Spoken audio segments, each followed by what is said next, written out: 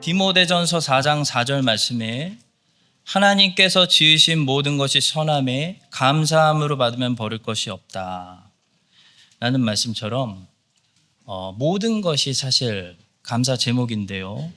그 중에서 특별히 2025년 추수감사 주일에 우리 교회가 다 함께 무엇을 좀 더 구체적으로 감사해야 하는지 본문이 세 가지 감사의 제목을 우리에게 주고 있습니다. 첫 번째로 우리는 모든 기회 주심을 감사해야 된다라는 사실입니다. 종교의 자유 주시고 하나님 마음껏 배울 수 있게 하시고 마음껏 자유 속에서 살아갈 수 있게 하신 기회 주신 하나님께 오늘 감사해야 됩니다. 공산주의와 사회주의도 평등을 얘기해요. 민주주의도 평등을 얘기하는데 이게 다른 겁니다. 공산주의와 사회주의는 결과의 평등을 이야기하고 민주주의는 기회의 평등을 이야기합니다. 그래서 공산주의와 사회주의가 강해지면 나라가 돈을 주는데 민주주의가 강하면 나라가 돈을 주는 게 아니라 일자리를 줍니다. 근데 참 신기하게 하나님도 우리에게 돈을 주시는 게 아니라 일자리를 주세요. 기회를 주세요. 하나님 우리에게 결과를 주시는 게 아니라 그 선한 결과를 만들어낼 수 있는 기회를 얼마든지 주십니다. 오늘 본문에 보시면 선지자의 아내가 나오는데요. 남편이 선지자였는데 빚을 왕창 얻어놓고 죽었습니다. 그래서 두 아들들이 빚쟁이에게 종으로 팔려가게 됐어요. 이세벨 시대 때 여호와의 선지자들을 핍박했기 때문에 선지자의 가족들은 먹고 살기 힘들었습니다. 아마도 이 선지자는 그 남은 7,000명 중에 한 명일지도 몰라요.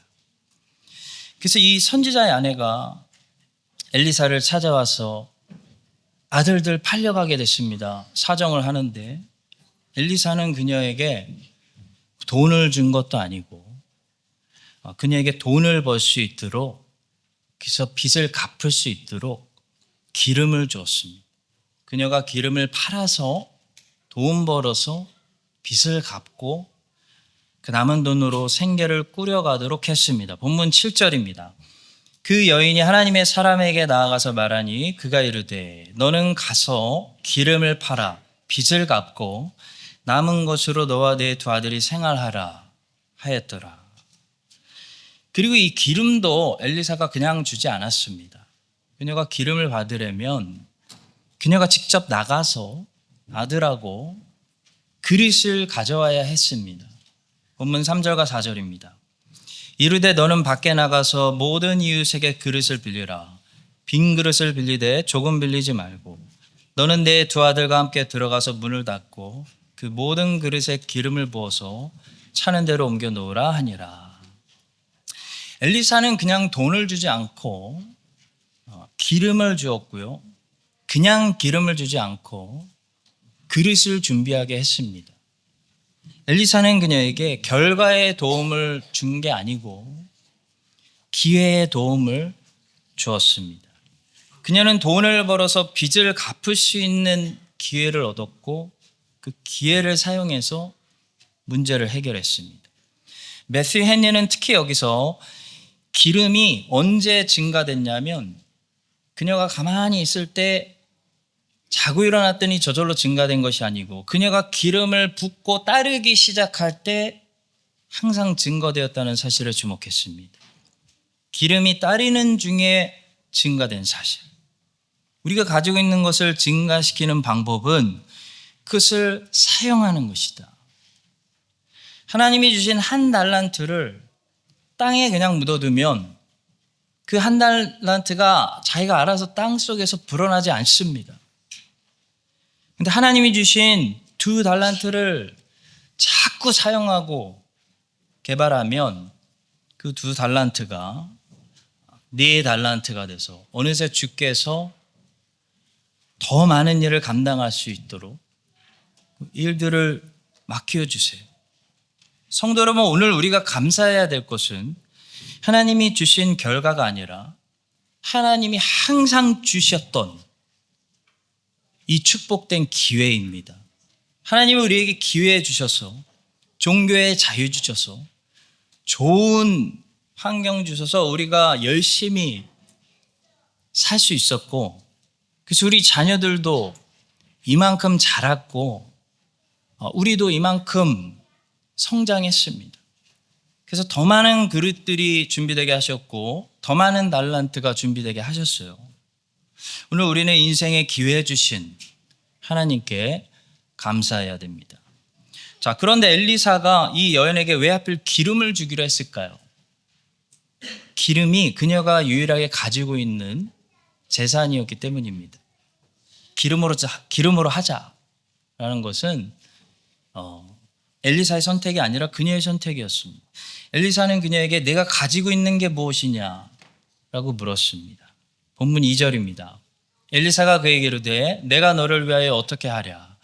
네 집에 무엇이 있는지 내게 말하라.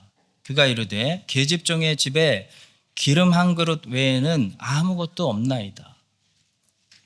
엘리사는 이 여인에게 이 여인이 가지고 있지도 않은 것을 준 게 아니고요, 그녀가 가지고 있는 것을 증가시켜 주었습니다. 이게 은혜입니다. 하나님께서는 모세에게 내 손에 무엇이 있느냐, 내게 있는 것을 내게로 가져와서 헌신해라 라고 하셨어요. 여호와께서 그에게 이르시되 내 손에 있는 것이 무엇이냐? 그가 이르되 지팡이니라. 여호와께서 이르시되 그것을 땅에 던지라 하시며 그 땅에 던지니 그것이 뱀이 된지라. 모세는 인생이 망한 사람이었기 때문에 가진 게 지팡이밖에 없었습니다. 그게 모세가 가진 전부였습니다.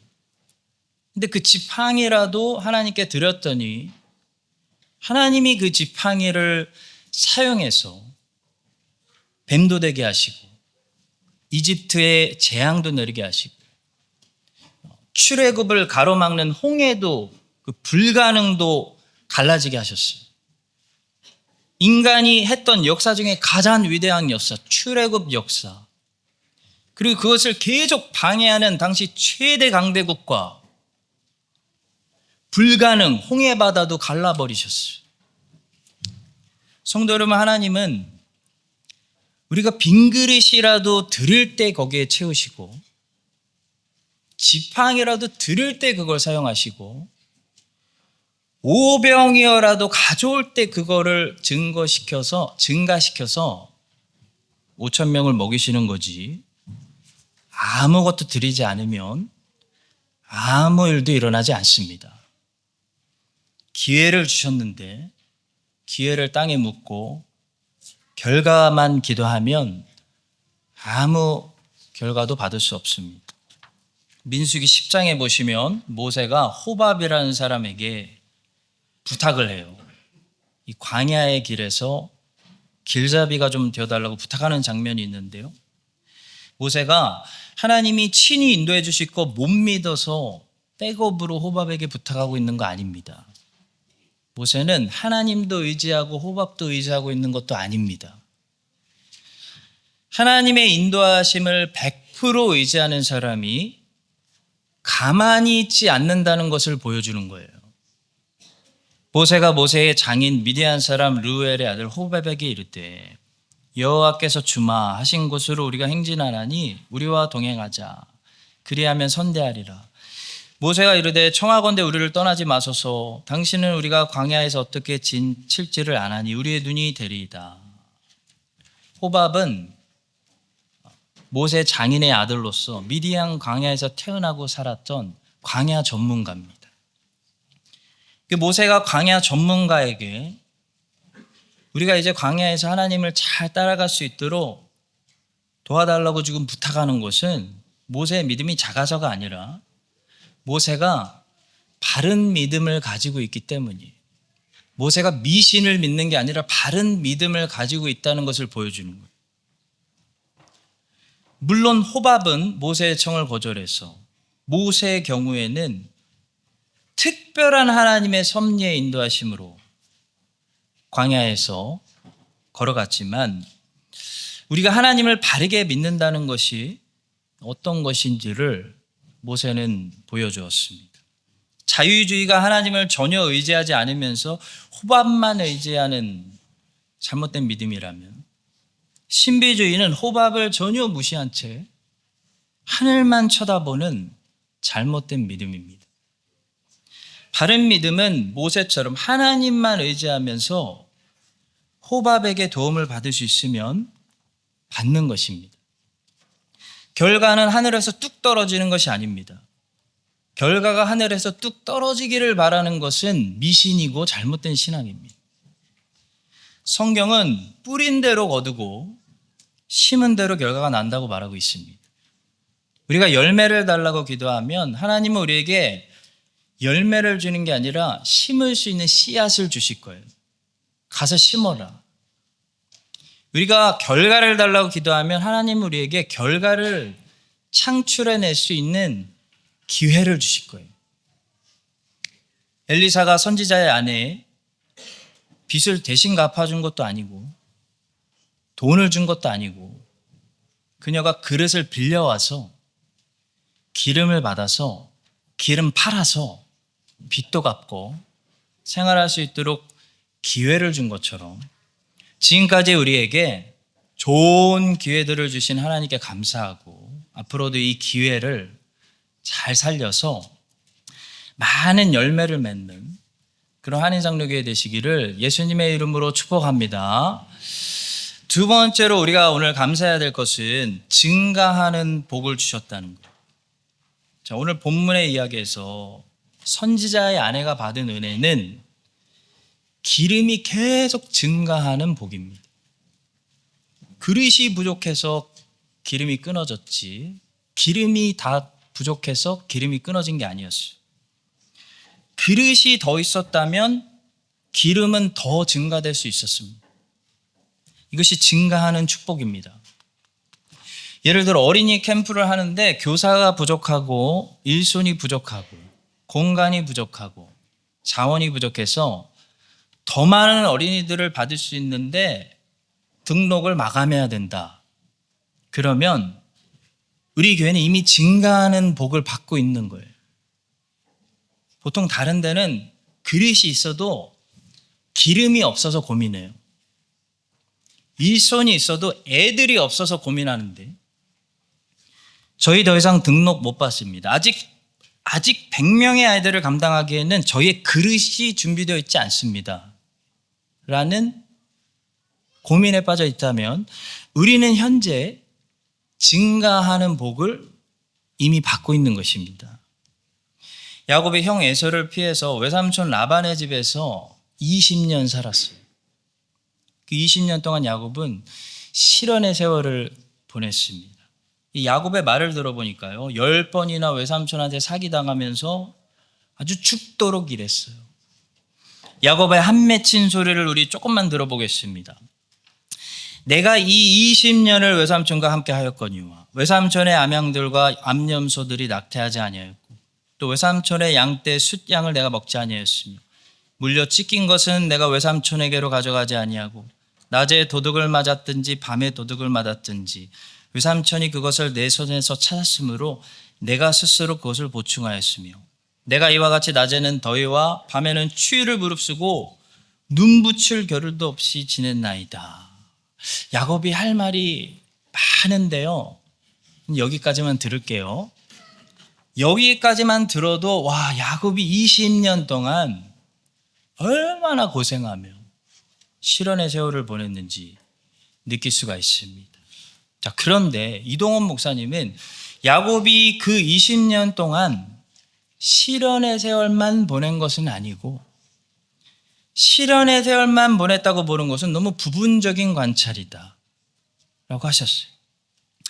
물론 야곱은 20년 동안 너무 힘든 생활을 했지만 그 20년은 또한 야곱에게 하나님이 야곱의 것들을 번성시키는 은혜의 세월이었다고 말했습니다. 그러나 야곱이 실언의 세월만 산 것은 아닙니다. 야곱은 또한 은혜의 세월을 살았습니다. 인생을 실언으로만 보는 것은 부분적인 관찰일 수밖에 없습니다. 야곱은 분명히 실언의 길을 걸었습니다. 그 그러나 또 한편 은총의 세월도 살았습니다. 20년 동안 야곱이 외삼촌의 집에서 갖은 고생 당하면서 시련을 당하고 있는 동안 하나님은 졸고 주무신 게 아니라요. 하나님이 뭘 하고 있었냐면 야곱의 소유를 엄청나게 증가시키고 있었다는 거예요. 빈손으로 왔던 야곱이 거부가 되게 하셨다는 거예요. 이에 그 사람이 매우 번창하여 양떼와 노비와 낙타와 나귀가 많았더라. 야곱이 들은즉 라반의 아들들의 말이 야곱이 우리 아버지의 소유를 다 빼앗고 우리 아버지의 소유로 인하여 이같이 거부가 되었다 하는지라. 야곱은 20년 동안 물질 축복만 받은 게 아니라요, 12아들을 얻었습니다. 바로는 430년 동안 이스라엘을 핍박했지만 이스라엘이 애굽에서 핍박받는 동안 하나님은 졸고 주무신 게 아니라요, 엄청나게 70명을 200만 명으로 번성하고 계셨다는 거예요. 하나님께서 증가하는 복을 야곱에게 주시고 이스라엘에게 주셨습니다. 우리 교회도 그동안 어려운 일이 많았습니다. 어떻게 보면 지난 10년의 세월은 시련의 세월이었어요. 그런데 분명한 것은 시련의 세월만은 아니었다는 거죠. 시련의 세월이었지만 또한 은혜의 세월이었습니다. 많은 어려움들이 있었고 문제들이 있었고 풀어야 될 숙제들이 있었고 그 숙제들을 다 풀면서 다 같이 고생해서 여기까지 왔는데요. 그 험악한 세월 가운데 하나님께서는 졸고 주무시고 계셨던 게 아니라 주의 백성을 증가시키는 그런 은혜를 베풀었다는 사실이에요. 오늘 그걸 우리가 감사해야 된다는 것입니다. 저 개인적으로도 지난 10년간 크라이스트처치에서 저의 세월이 항상 즐거웠던 거 아닙니다. 어떻게 보면 저에게는 제 인생의 시련의 세월이었어요. 근데 분명한 것은 제가 크라이스트처치에 와서 시련의 세월만 보낸 게 아니라 정말 상상하지도 못한 은혜의 세월을 보냈다는 사실입니다. 저를 옛날부터 아는 분들은 제가 심호하고 있는 이 교회가 설마 이렇게 큰 교회라고 다들 생각 안 하세요. 두 가지로 반응하는데 안 믿던지 안 믿어요. 와서 놀래요. 와서 놀래든지. 저와 아내가 너무 빨리 어린 나이에 이 큰 교회를 맡게 돼서 우리를 담임 목사와 사모로 못 알아보시는 분들이 그동안 많았습니다. 새로운 분들이 오시면 제 아내가 아무리 인사를 해도 설마 사모가 인사한다고 생각 안 하시더라고요. 안내 데스크 서 계시는 분들 중에 한 분이 사모라고 생각하시는 분들이 많았어요. 성도 여러분, 저도 나름대로 뉴질랜드 와서 시련의 세월, 험악한 세월 보냈습니다. 근데 분명한 사실 한 가지는 저는 뉴질랜드 와서 너무 잘 됐다는 거예요. 저보다 잘 된 사람 없는 것 같아요, 제 주변에는. 그냥 순종해서 왔는데 너무 좋은 청년들 만났어요. 좋게 봐주셔서 목사가 됐고, 뭐 실수하면 더 은혜스럽다 그러고, 못해도 교회가 부흥되고, 건물 짓고 사람들이 오고, 이런 은혜의 세월을 제가 아기띠, 우리 둘째 아기띠 하고 여기 왔는데 우리 애가 오늘 여기 서서 찬양하잖아요. 이런 은혜의 세월을 보내게 하셨다는 사실을 저는 이번 주에 말씀을 준비하면서 하나님께 감사하게 되었습니다. 성도 여러분, 시련의 세월 없는 사람이 어디 있어요, 여기?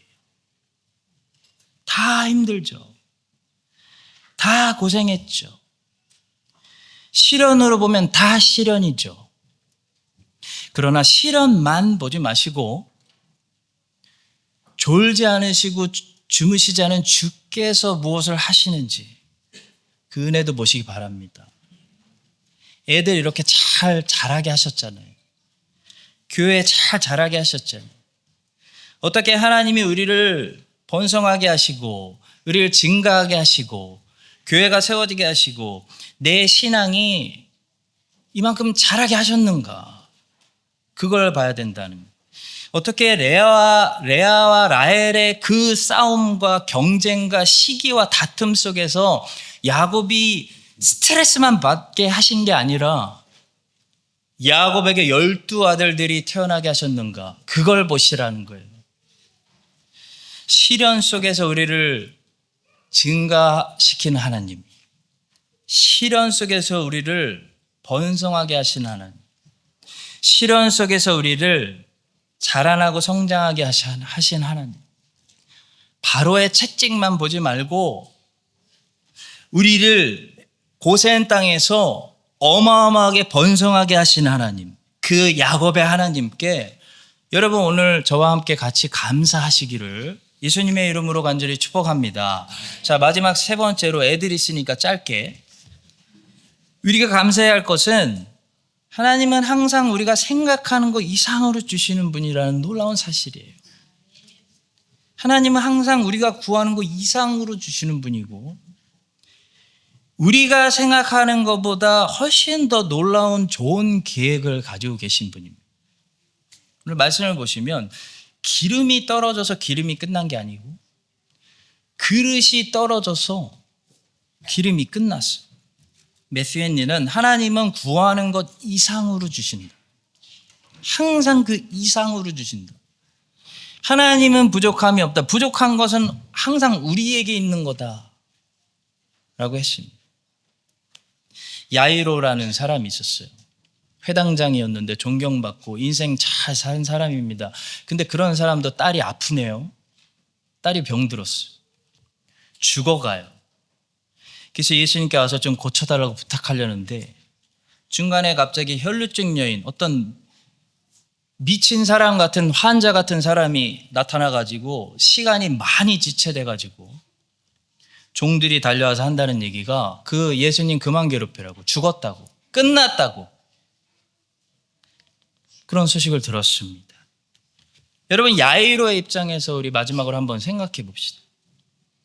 혈루증 여인이, 그 환자 같은 사람이 안 나타났다면, 지체되지 않았다면, 내 딸이 죽기 전에, 내가 이렇게 죽기 전에 예수님이 오셔서 낫게 하셨다면 얼마나 좋을까요? 근데 예수님은 야이로가 구하고 있는 것보다 훨씬 더 그 이상의 것을 주시기로 작정하셨어요. 혈루증 여인이 나타나지 않았다면 야이로는 예수님을 당시 주변에 누구나 다 알고 있는 그런 예수님, 병을 잘 고치는 분 정도로만 알고 끝났을 거예요. 근데 혈루증 여인이 나타나는 바람에, 지체돼서 딸이 죽어버리는 바람에 야이로는 예수님을 아픈 딸을 살려내는 예수님이 아니라 죽은 딸도 살려내시는 예수님으로 만나게 되었어요.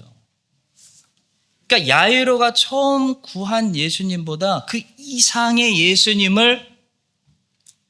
예수님은 야이로에게 주고 싶었던 거예요. 혈루증 여인에게는 안 주셨어요. 야이로에게 주고 싶었던 거예요.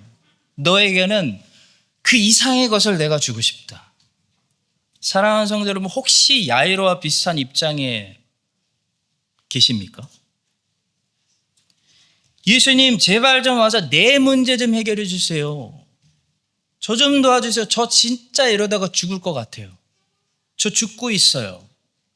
근데 이상하게 예수님이 지체하신다고 생각하십니까? 내 문제 속으로는 빨리 안 오십니까? 자꾸 다른 사람들만 도와주자고 하십니까? 우리 쟤부터 고치자, 우리 쟤부터 위로하자라고 하십니까? 그렇게 느껴지시는 분들이 계시다면 주님께서 그때 야이로에게 하셨던 말씀 오늘 꼭 듣고 붙드시기 바랍니다. 주께서 말씀하시되 두려워하지 말고 믿기만 하라. 두려워하지 말고 너는 나만 바라보고 믿기만 해. 모든 게 잘 될 거야.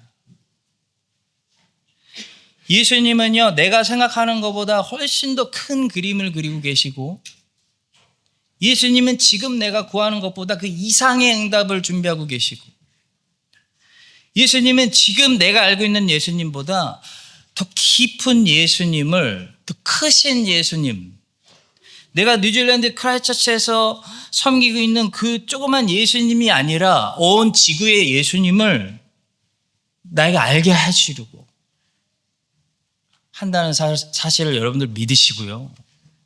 두려워하지 말고요. 계속 믿으시기 바랍니다. 주님은요, 더 부어주시기 위해서 우리가 그릇을 더 많이 빌려올 때까지 일부러 지체하실 수도 있어요. 야, 그릇이 너무 많이 안 모였다. 그릇이 너무 작구나. 그릇 더 가져와라. 주님이 안 주시는 것은 주님이 부족해서가 아니라 우리가 너무 작고 부족하기 때문일 수 있습니다. 기름이 없어서가 아니에요. 그릇이 없기 때문이에요. 그래서 기름이 끊어지는 거예요. 여러분과 제가 이 사실을 기억하고 우리 한인장로교회가 그릇을 더 많이 준비하여 우리가 생각하는 것보다 훨씬 더 큰 그림을 계획하시는 주님께서 우리가 준비해 드리는 그 그릇에 항상 은혜를 부어주시기를 예수님의 이름으로 축복합니다. 기도하겠습니다. 아버지 하나님, 우리가 구하는 거, 계획하는 것보다 항상 더 큰 것을 계획하시고 이끌어 주시니 감사합니다. 주님을 더 충만하게 받아내기 위해서 더 큰 그릇으로, 많은 그릇들로 준비되어지는 한인장로교회 되게 하여 주시옵소서. 증가되고 부흥되는 교회 되게 하여 주심을 감사합니다. 시련의 세월 속에서도 시련만 보지 말고 야곱을 번성하게 하시고 이스라엘을 번성하게 하시고 교회가 부흥되게 하시는 하나님께 감사하게 하여 주시옵소서. 결과만 달라고 하지 말고 심을 것을 주시는 하나님, 씨앗을 주시고 기회를 주시는 하나님께 감사하며 이 기회의 땅에서 열심히 그릇을 빌려오고 그릇을 준비하는 저희들 되게 하여 주시옵소서. 이제는 예수 그리스도의 은혜와 아버지 하나님의 사랑과 성령의 교통하심이 추수감사주일에 모든 것을 감사하며 특히 세 가지를 구체적으로 감사하는 한인장로교회와 모든 주의 백성들 위해 이제부터 영원까지 함께 하시기를 간절히 축원합니다. 아멘.